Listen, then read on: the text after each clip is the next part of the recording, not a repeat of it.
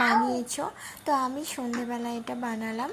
সন্ধেবেলা যেহেতু বাড়িতে আমার পুজো আছে, তো তাড়াতাড়ি করে আমি এটা বানিয়ে নিলাম। তো দেখছো বড়াগুলো কি সুন্দর লাগছে।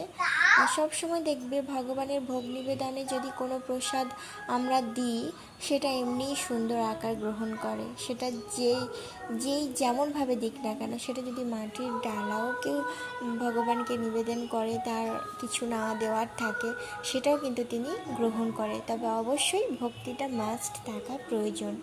তো দেখছো ছোট্ট করে আমরা ঘরে একটু ঠাকুরের পূজার জোগাড় করলাম।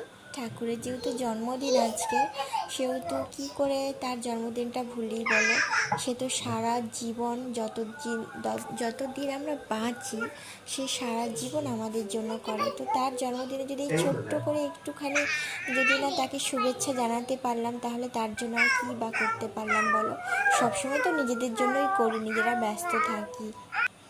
তবে এই দিনটাতে কিন্তু মন খারাপ করে কেউ থাকবে না। আশা করছি সবাই ভগবানের প্রতি ভালোবাসা নিবেদন করবে, দেখবে সে তোমাদেরকে ভালোবাসা দিয়ে পরিপূর্ণ করে দেবে। তো ভগবানের কাছে কিন্তু আমরা সবসময় নিঃস্বার্থভাবে যদি পুজো করতে বসি, তিনি কিন্তু যে কি অসীম করুণাময় তা আমরা সকলেই কিন্তু জানি। তো তোমরা কিন্তু একটু বাইরের আওয়াজটা অ্যাভয়েড করবে বা স্কিপ করে যাবে, কারণ বুঝতেই পারছো বাড়িতে ছোটো বাচ্চা থাকলে যেটা হয়। তো আমার একটা ছোট্ট বেবি আছে, তো সে এইরকমভাবে চিৎকার করে সারাক্ষণ বাড়িতে। তো তারপর চলে এলাম তুলসী তলায়।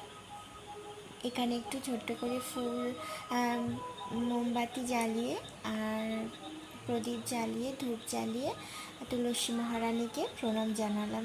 তো আশা করছি সবাই এই ভিডিওটা খুব ভালো লেগেছে। তো সবাই কিন্তু অবশ্যই সাবস্ক্রাইব করো যারা নতুন দেখছো, আর কে কখন পুজো করছো সেটা কিন্তু কমেন্টের মাধ্যমে পারলে জানিও বন্ধুরা। তো আজকে আর ভিডিওটা বেশি বড় করছি না, কারণ সবাই খুব ব্যস্ত।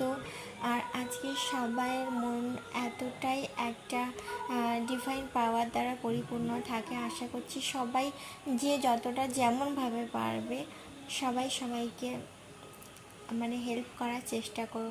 কারণ আমরা প্রসাদ হয়তো বাড়িতে বানাচ্ছি বা করছি, কিন্তু বাইরে হয়তো এমন অনেকে আছে যারা ছোট বাচ্চারা প্রসাদ পায় না বা এই তালের বড়াও খেতে পারে না। আজ যদিও না দিতে পারো প্রসাদটা, কিন্তু কাল অবশ্যই কোনো দুস্থ বাচ্চা বা গরিবকে দান করার চেষ্টা করো, সেটা কিন্তু অসীম ফলাফল দেয়। তো শুভরাত্রি।